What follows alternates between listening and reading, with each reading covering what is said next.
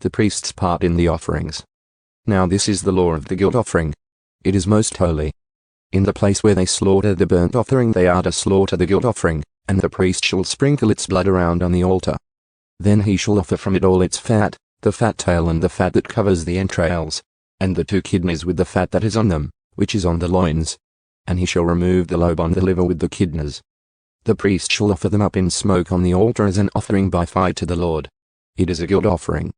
Every male among the priests may eat it. It shall be eaten in a holy place. It is most holy. The guilt offering is like the sin offering, there is one law for them. The priest who makes atonement with it shall have it. Also the priest who presents anyone's burnt offering, that priest shall have for himself the hide of the burnt offering which he has presented. Likewise, every grain offering that is baked in the oven and everything prepared in a pan or on a griddle shall belong to the priest who presents it. Every grain offering, mixed with oil or dry, shall belong to all the sons of Aaron, to all alike. Now this is the law of the sacrifice of peace offerings which shall be presented to the Lord. If he offers it by way of thanksgiving, then along with the sacrifice of thanksgiving he shall offer unleavened cakes mixed with oil, and unleavened wafers spread with oil, and cakes of well-stirred fine flour mixed with oil. With the sacrifice of his peace offerings for thanksgiving, he shall present his offering with cakes of leavened bread.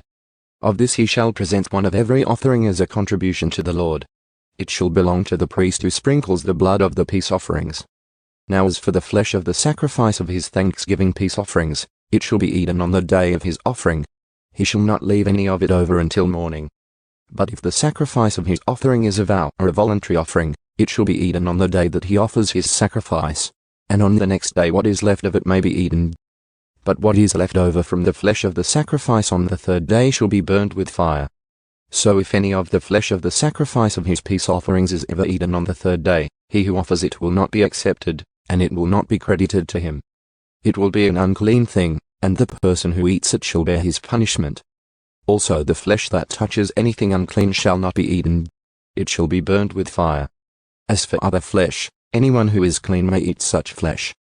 But the person who eats the flesh of the sacrifice of peace offerings which belong to the Lord, when he is unclean, that person shall be cut off from his people.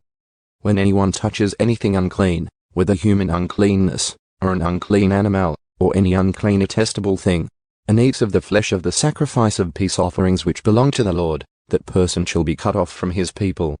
Then the Lord spoke to Moses, saying, Speak to the sons of Israel, saying, You shall not eat any fat from an ox, a sheep, or a goat. Also the fat of an animal which dies and the fat of an animal torn by animals may be put to any other use, but you certainly are not to eat it.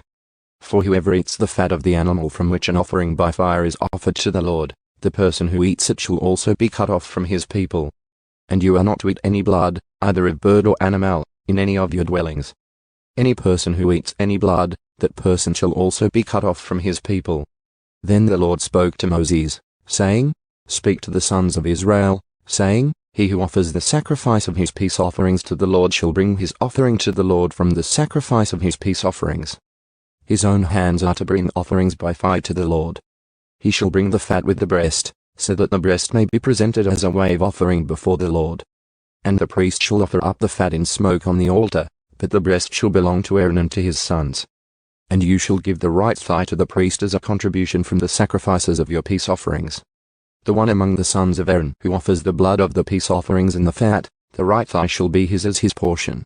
For I have taken from the sons of Israel the breast of the wave offering and the thigh of the contribution from the sacrifices of their peace offerings, and have given them to Aaron the priest and to his sons as their allotted portion forever from the sons of Israel. This is the allotment to Aaron and the allotment to his sons from the offerings by fire to the Lord, on that day when he presented them to serve as priests to the Lord. These the Lord had commanded to be given them from the sons of Israel on the day that he anointed them. It is their allotted portion forever throughout their generations. This is the law of the burnt offering, the grain offering, the sin offering and the guilt offering, and the ordination offering and the sacrifice of peace offerings, which the Lord commanded Moses on Mount Sinai on the day that he commanded the sons of Israel to present their offerings to the Lord in the wilderness of Sinai.